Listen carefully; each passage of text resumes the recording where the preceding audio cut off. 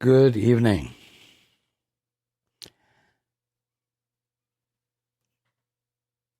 And welcome to everyone who's joining us on the internet. Before we begin, let's take a few moments to be quiet together.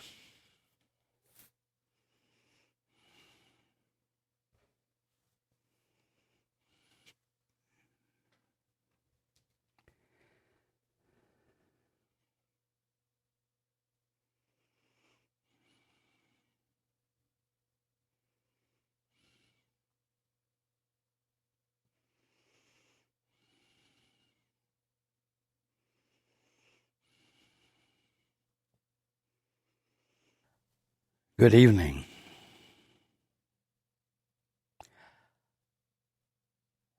It is Easter Sunday.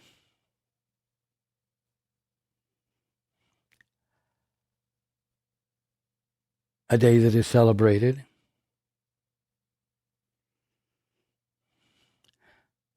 with joy.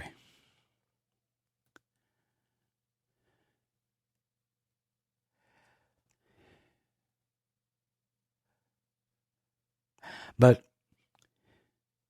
let's understand something. It doesn't mean anything all by itself. It only means something in a context. A context that began with my appearing on your globe in an event that was called a birth, a virgin birth. And Easter occurs before a conclusion, if I may put it that way, an event which brings the whole context into focus. And so it's in that overall context that I'm going to be with you tonight.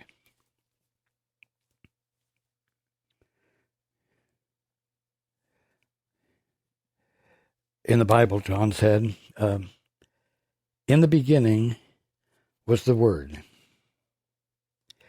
and the Word was with God, and the Word was God.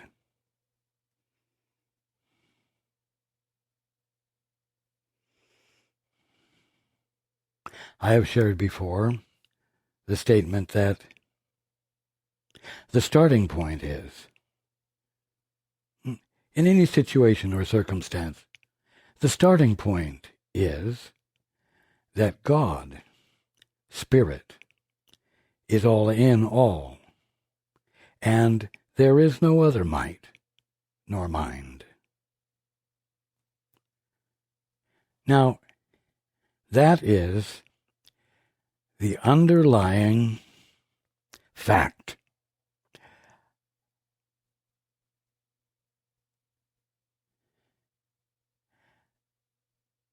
That is, you might say, the context in which creation occurs.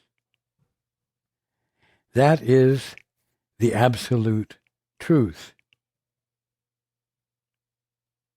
That is what governs everything.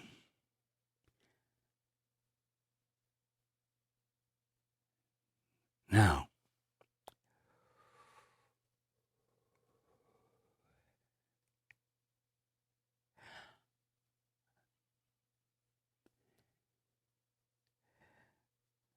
the saying, the statement, the teaching is that relative to my, quote, birth, unquote, God gave his only begotten Son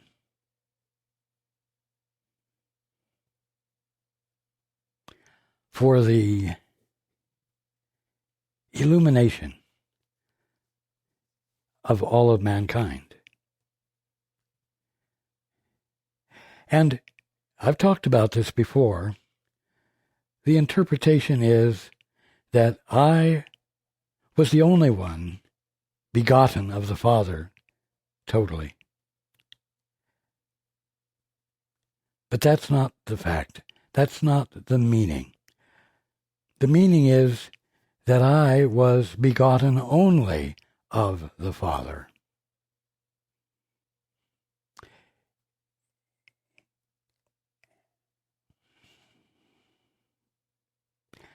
And I came to share with everyone that is the truth about them as well. I am here tonight. I am available to each of you directly in the context of your own mind to tell you that you are begotten only of the Father. That the Father is your source, and the Father is the condition, and the Father is the mentality of you.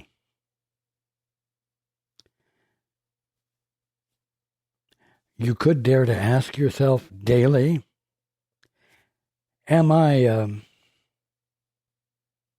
begotten of my Father, or am I begotten of my own thoughts and the thoughts of others?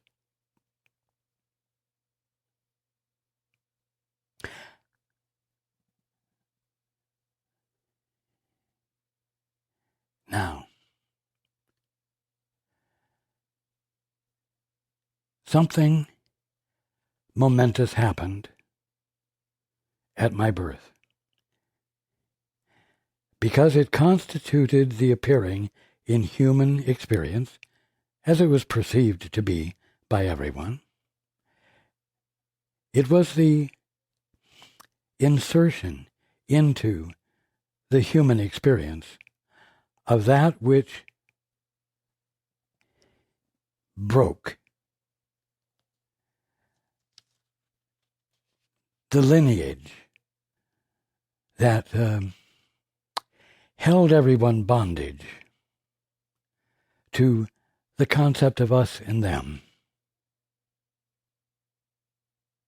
And it also undid the concept of evolution before Darwin ever conceived of it.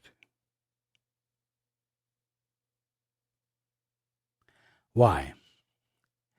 Because it shifted the attention from the horizontal to the vertical.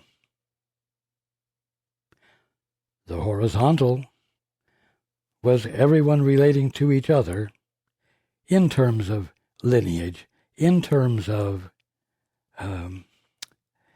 back and forth communication between bodies on the surface of a globe. All horizontal.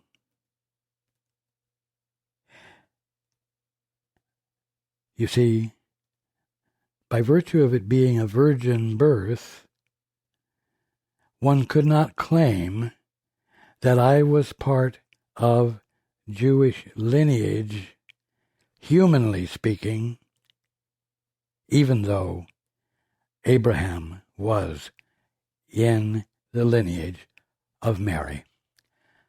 But the fact is that which caused conception was not a Jew or a Gentile or any other man, but rather the Father. You see, begotten only of the Father. And so it broke lineage. Now, it also, as I said, undid the concept of evolution, because my presence was not part of a physical evolution of material elements, because the starting point of that event was God.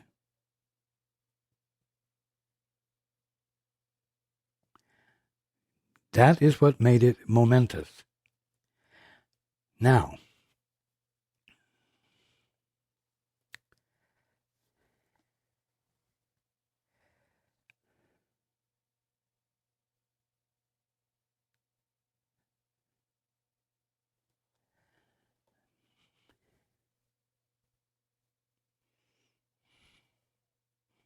when I was with my disciples,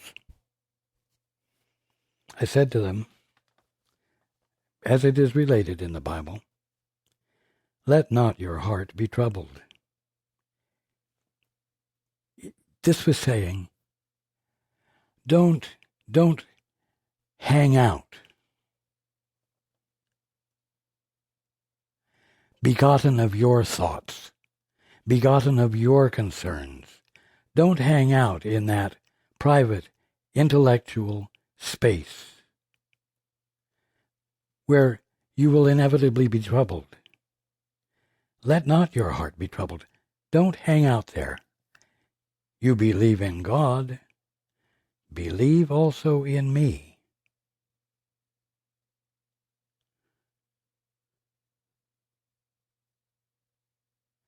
Why?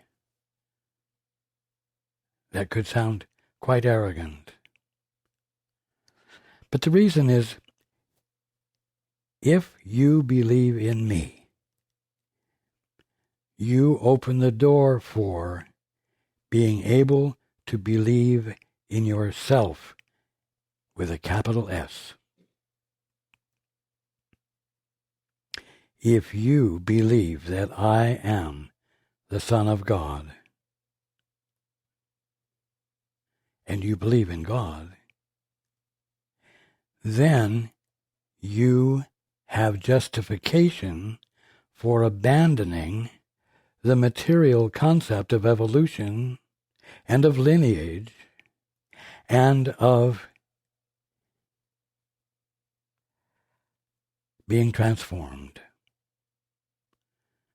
I continued by saying, in my Father's house are many mansions. If it were not so, I would have told you. I go to prepare a place for you. What does that mean? I go to the Father to prepare a place for you. Sound familiar?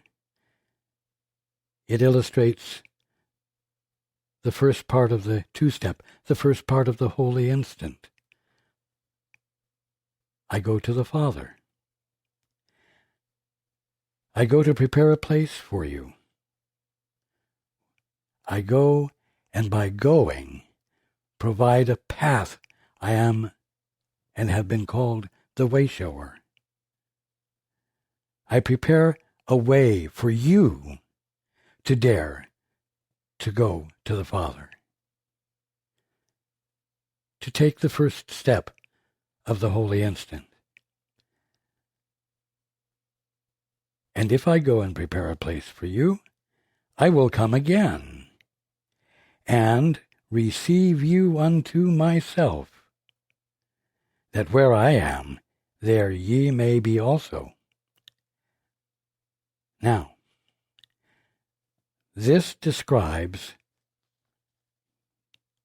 normal, divine being, which it is your birthright to be experiencing. And mind you, the whole reason for my being here in that way was to illuminate you in your divinity to you, so that you might dare to abandon your confidence in lineage and evolution.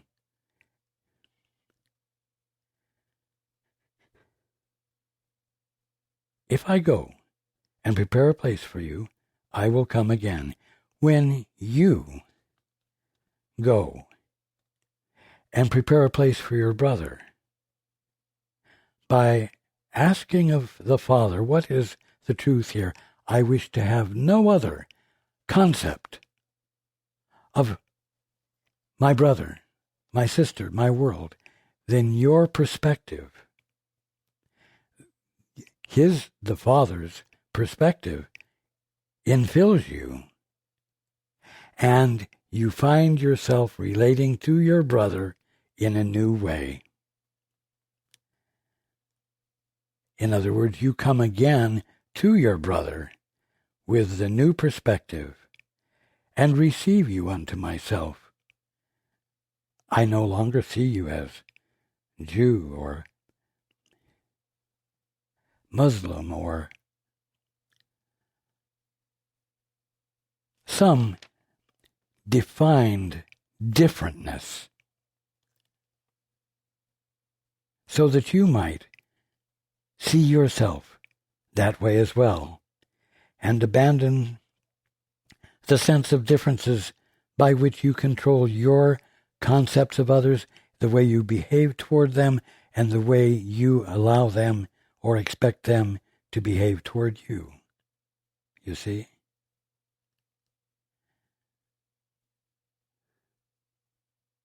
Why? So that free of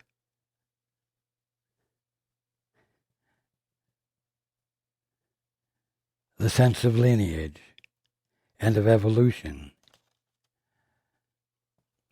brotherhood, as it divinely is, might naturally replace the suffering that has resulted from misperceptions of what everything means. Now, I said that my appearance and what I came here to teach caused a shift to be able to occur from the horizontal to the vertical. And in A Course in Miracles, it is the holy instant which is the pivot between the horizontal and the vertical. It is something utterly simple. Something utterly simple.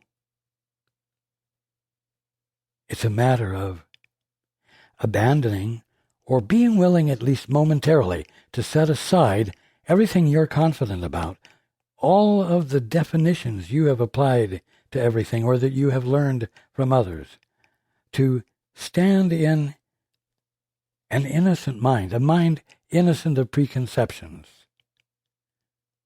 with curiosity, to ask of that which is the source of all that is, what the truth is about all that is. You see? When you do that, in effect,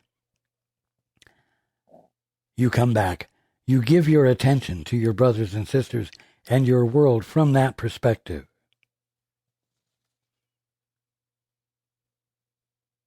And that's the transformation.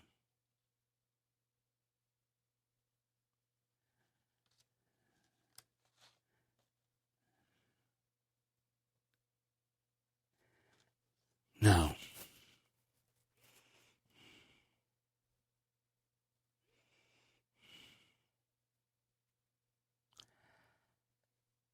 the other end, if you will, of this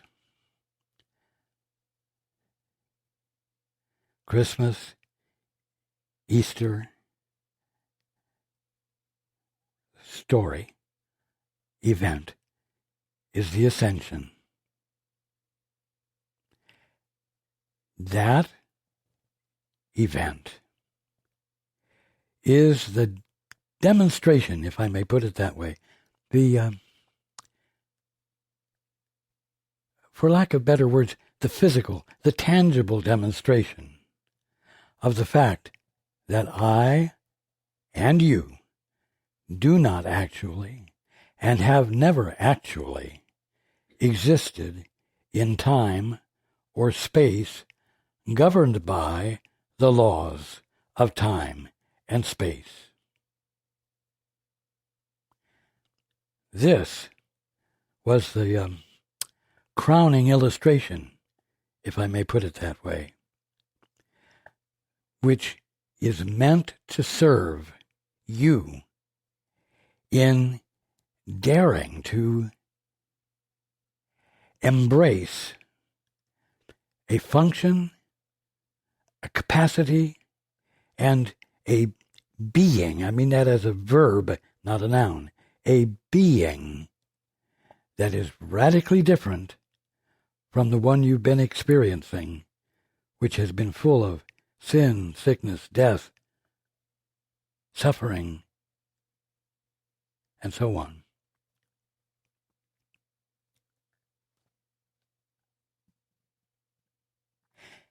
It's important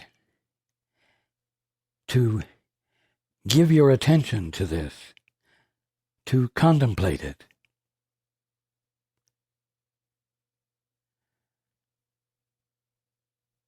I told my disciples at another point, if you have seen me, you have seen the Father. And likewise, if I have seen you, I have seen the Father. And if you have seen your brother, you have seen the Father.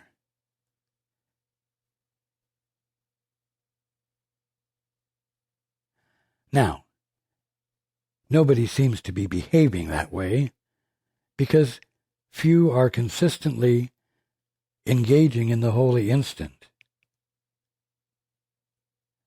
But the fact is that if you are there, if your brother is there, God is what is there. Purely holy being. And the experience of this is your birthright. It is your sanity. It is present for you to experience. But as we discussed last week, it's necessary for you to be willing to abandon the confidences you have in your private personal capacity to do things and make things happen. You must be willing to join and participate with the Father in acknowledging and in recognizing and acknowledging creation right here, right now, on earth.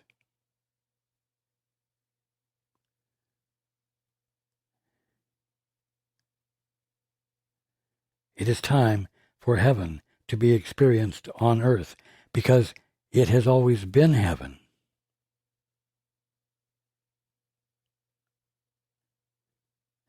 But when you joined with a brother and said, Father, we want to determine the meaning of everything, you lost the experience. And you began the horizontal journey or the horizontal way of being, in which you found yourself governed by time, in which you found yourself governed by space. You call them the laws of physics. But I will tell you something. What you call the laws of physics will always accommodate God. And they will only accommodate God because they are not fixed in the way you have imagined them to be. They flow.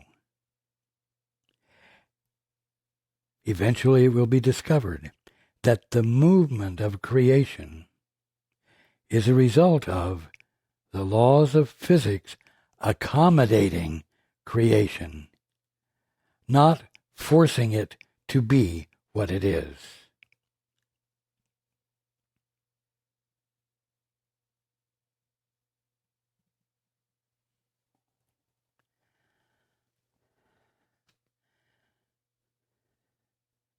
In the ascension, one would say, I went to the Father. I went to the Father. I had actually already gone to the Father consistently. It was my way of being with everyone.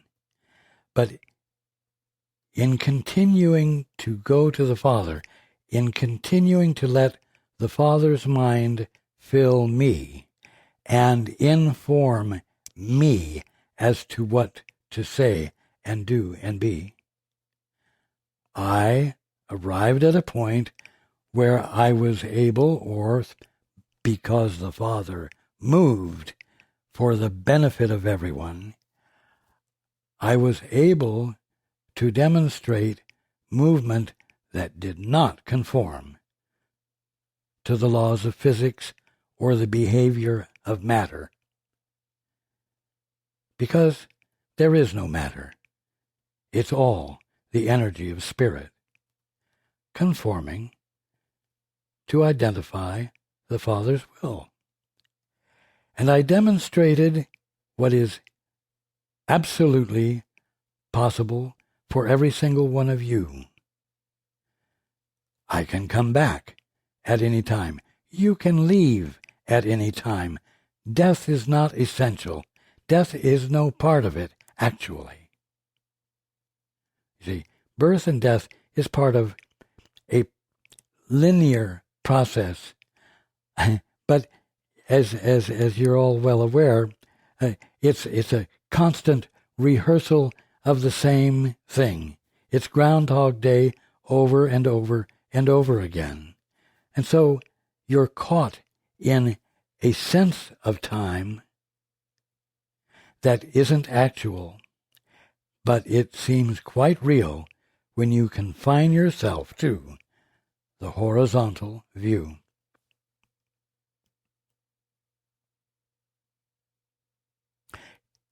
In the horizontal view, you appear to be one among many.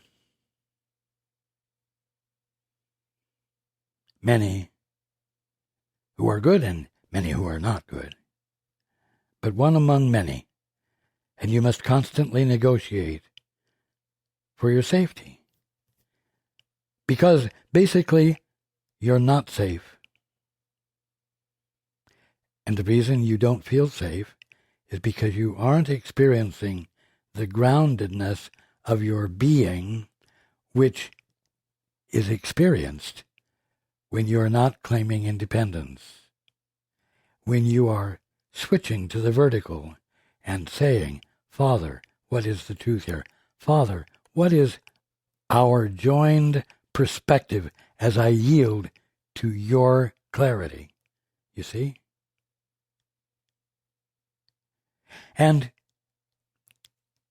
as difficult as it is to grasp, the fact is that this practice needs to be engaged in every moment of your day on earth, in what seems to be to you, because of your conditioning,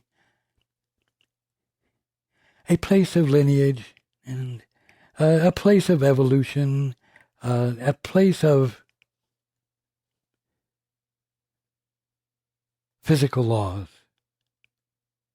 and the constraints of time.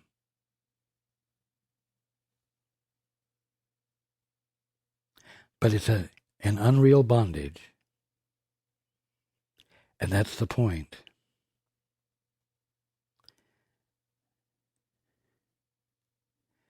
If you will notice, from beginning, my birth, to the end, the ascension, one thing was consistently conveyed. In the beginning was the Word, and the Word was with God, and the Word was God. The starting point is that God's Spirit is all, in all, and there is no other might nor mind.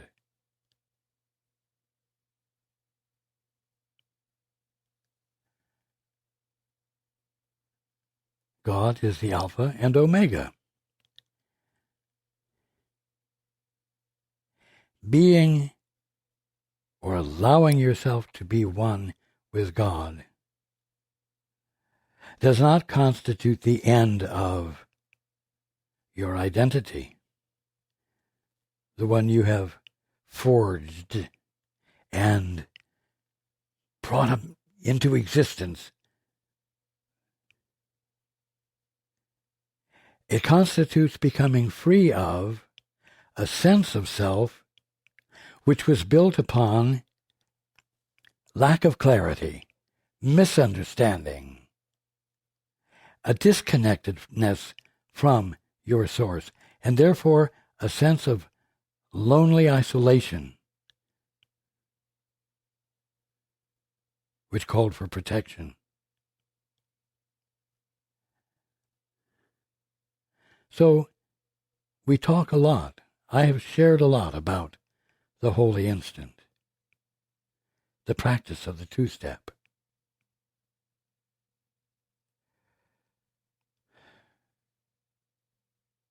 And it's because it is the pivot between the horizontal and the vertical. My life demonstrated the value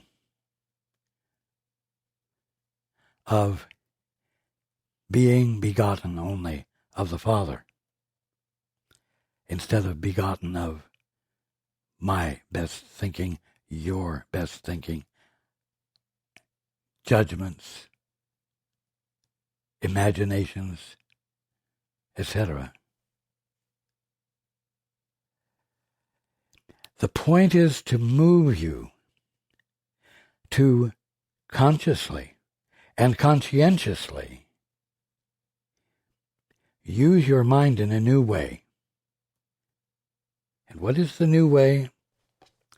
It's embodied in the words, "Thy will, not mine, be done."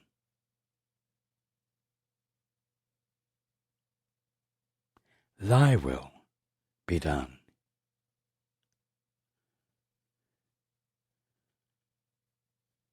There it is in the Lord's Prayer. Thy will be done.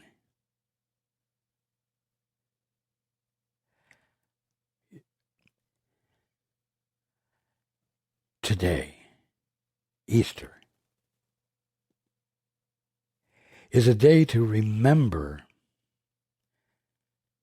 to say, Thy will be done.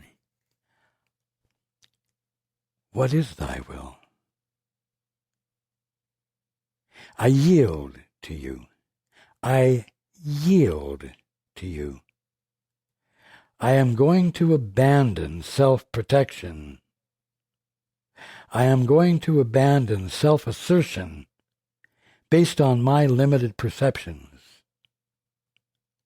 I am going to listen for you and yield to what I am filled with of the awareness of reality right here.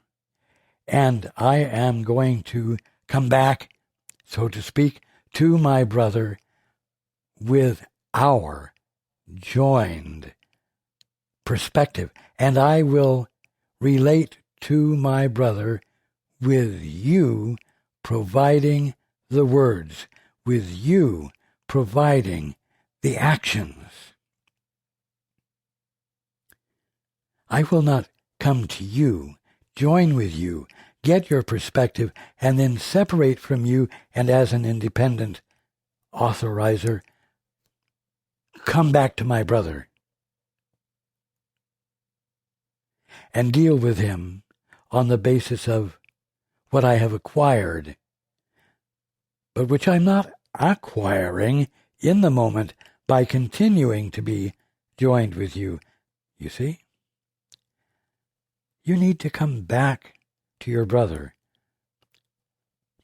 with the Father.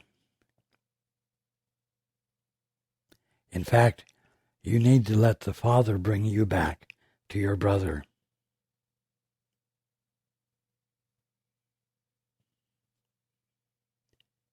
And you need to let the Father infill you with the awareness of what to do. And what the feeling, what the divine feeling of it is. This is the only way your brother will be able to be unafraid in your presence. Because when you come back in your own right, independent, your behavior exudes the same crass, independent, thoughtless, self-protective attitude that your brother is well familiar with, because not only he practices it, but he recognizes it when others practice it, and he will not be able to relax enough to trust and let go.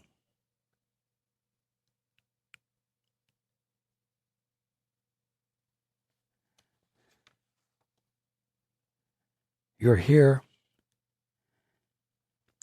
to convey by your very presence to your brother, let not your heart be troubled. You believe in God, believe also in me.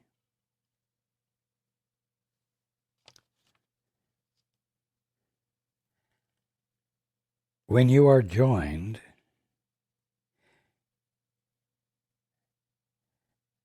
and your bearing and your presence is one of pure innocence,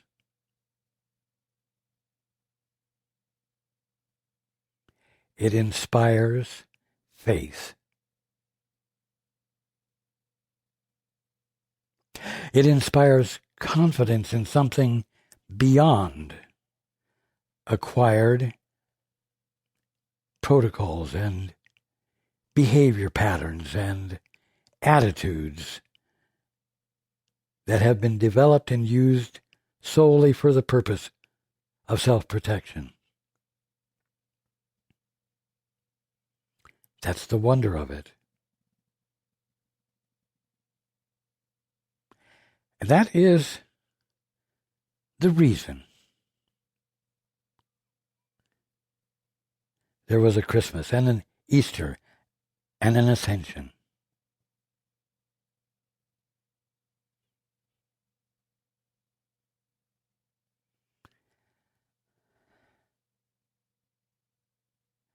You know,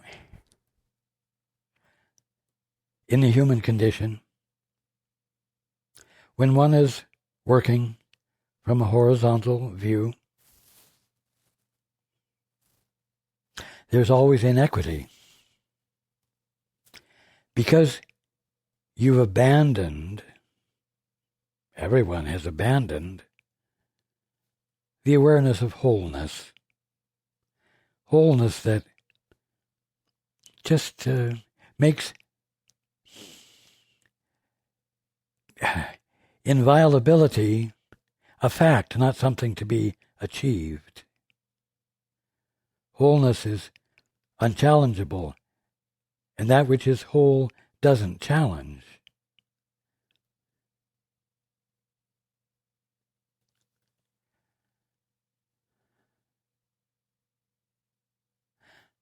But when you're in the horizontal view, inequities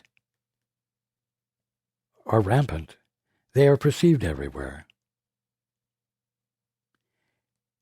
And as a result,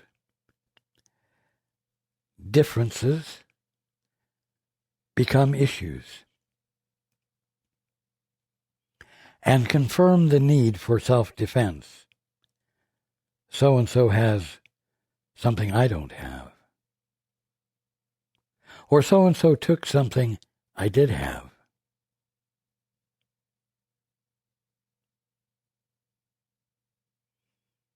Jesus had something I didn't have. He was the only begotten Son of God. He was special. He was a special envoy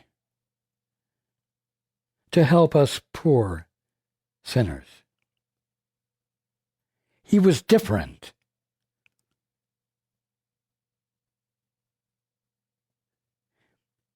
Who he was and how he was bear no relation to me, except in terms of developing certain principles based upon what's perceived and a practice of them, because their practice is likely to bring about more harmony than what I've been engaged in based upon my own independent thinking and judgment. But still, he had something I didn't have.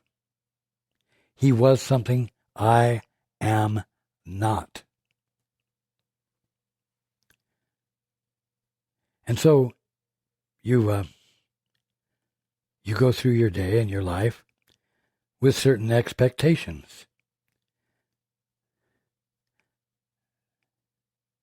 You expect not to have the experience that the Christ would have. And in fact, you are confident that you cannot have the experience that the Christ has had, because you are not the Son of God. You have faith in that. To one degree or another, you have faith in that. Else you would challenge every single inequity, every difference of quantity and of presence. And you would not settle for it. But you anticipate suffering and lack, because you are a mortal. Even though the Course says differently, you are a mortal. You are a mortal, embracing and attempting to embody the principles that the Course teaches. But you know what? The Course isn't teaching principles to be memorized and incorporated into your thought structures so as to create a better life for yourself. They are, what the Course is presenting is the call for engaging in the holy instant, in going to the Father, to gather from the Father the facts, the experience of truth, the experience of love. And you do it while you're looking at your brother. You do it while you're looking at your world or your universe, as you can now see it through the Hubble telescope. Incredible. You do it while you're looking at what you thought was going on in time and space, governed by time and space.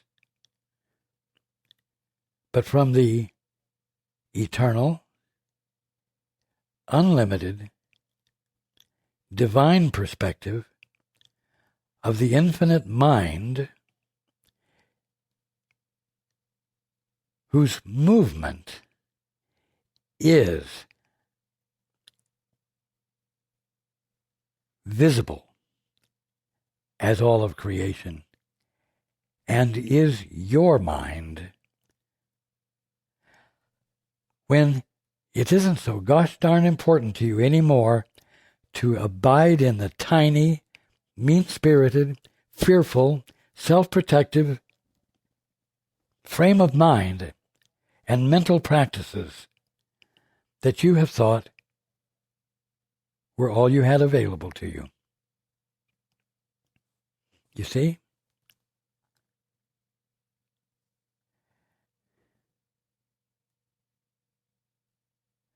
The message is that God is all.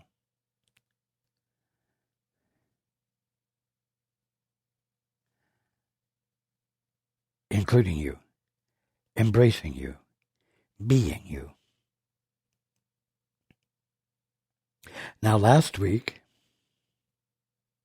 I began by sharing with everyone that I love you. The message of Christmas, Easter, and the resurrection. Don't ever think of them again independently. The message of Christmas, Easter, and the resurrection is God loves you. God so loved the world that he presented an insisting event that was meant to penetrate the commitment that mankind was committed to trust its own concepts and its own apparent capacity to derive concepts. And as a result of that commitment, stand in the dark, stand blind, as it were, because you can't see more than what you're willing to believe. You can't see what you are confident you can't see.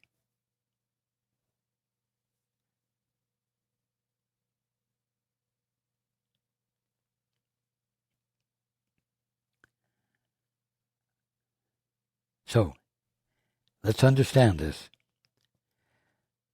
Christmas, Easter, and the Ascension all point you in the direction of abandoning the attempt to improve the horizontal perspective of eternity, the linear perspective and interpretation of something of omnipresence. It is not the means of improving the linear experience.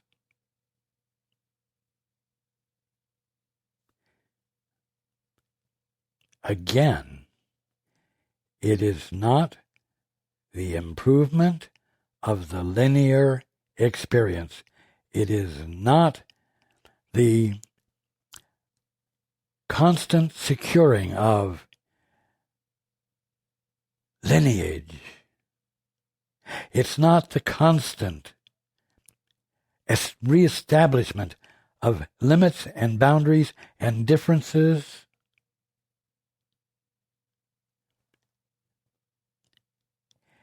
It is a willingness to step out of that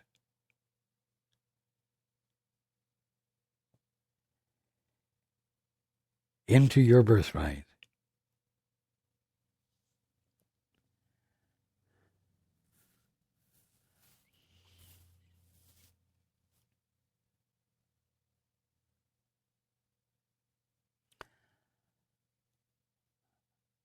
I'm going to end by sharing something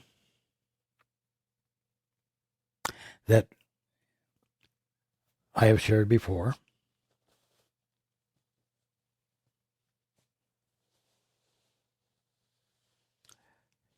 In Christian Science, it's a slightly modified form of the daily prayer.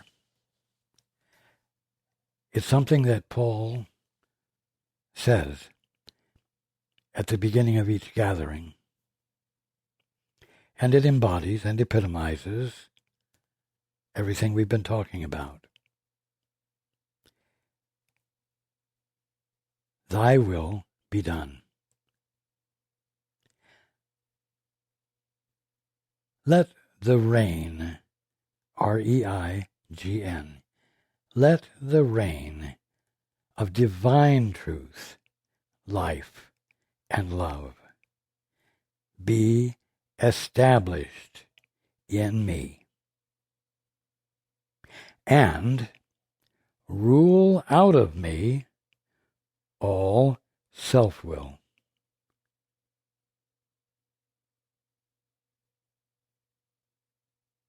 And may thy word enrich the affections of all mankind and govern them.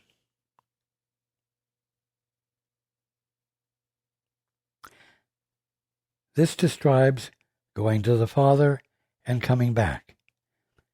It isn't a selfish thing of saying, let me be filled with divine truth, life, and love,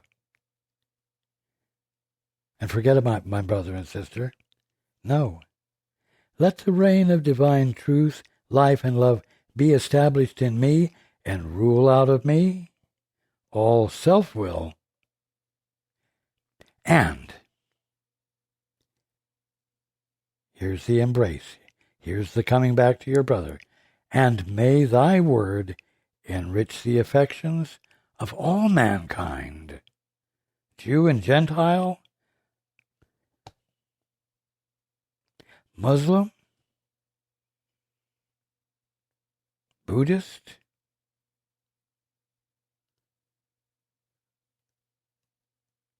and may thy word enrich the affections of all mankind and govern them. Meaning, and govern them as I am letting it govern me. By letting myself be begotten only of the Father.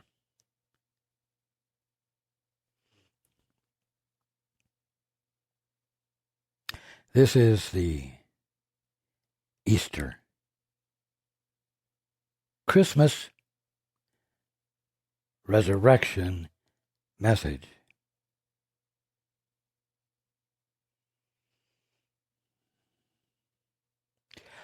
I love you very much, and I look forward to being with you next time.